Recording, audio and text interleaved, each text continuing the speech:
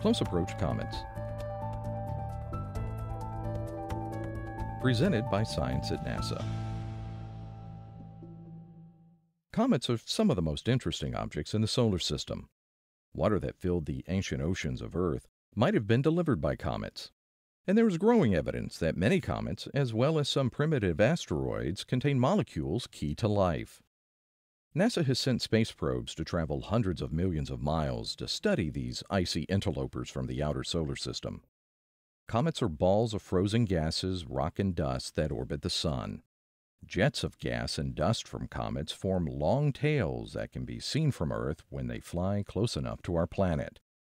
In 2017 and 2018, 3 comets will pass near Earth. Their names are 41P, Tuttle-Giacobini-Crisac, 45P, Honda-Merkos-Pajusakova, and 46P, Wirtanen. Astronomers call them 41P, 45P, and 46P for short. At closest approach on April 1st, 41P was only 56 times farther from Earth than the Moon. 45P was even closer, at 31 lunar distances when it flew by on February 11th, and 46P approaches 30 lunar distances on December 16, 2018. Kelly Fast, program manager in the Near-Earth Object Observations Program at NASA headquarters, says, "This provides a good opportunity to do science without having to launch a spacecraft." Telescopes around the world have been trained on the comets as they pass by, studying their structure and chemical compositions. For the general public, Comet 45P was an easy target for small telescopes when it passed closest to Earth in February. And 41P will be an easy telescope target through May of 2017. But 46P will be the biggest attraction. In December 2018, it could be visible to the naked eye from dark sky sites. Astronomer Tony Farnham of the University of Maryland says, 46P has a small nucleus, but is known to be a hyperactive comet. It is probably ejecting ice crystals from its surface, producing higher than normal activity. This hyperactivity may contribute to the naked eye brightness of 46P.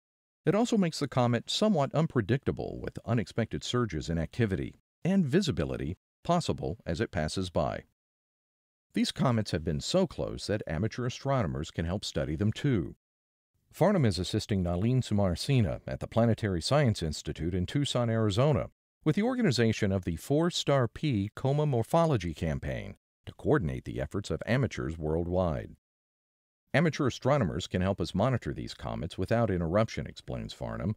With observers distributed around the world, we can get much better coverage with fewer and shorter breaks. We can then combine amateur observations with observations from professional telescopes to study the structures in the comet's atmosphere, or coma. If we use the amateur data in our studies, then they get to be an author on any papers that result. A few years back, we used the same type of network for our studies of Comet ISON, and they proved to be very successful, with data from 23 different groups around the world. For more about objects in and around Earth's neighborhood, stay tuned to science.nasa.gov.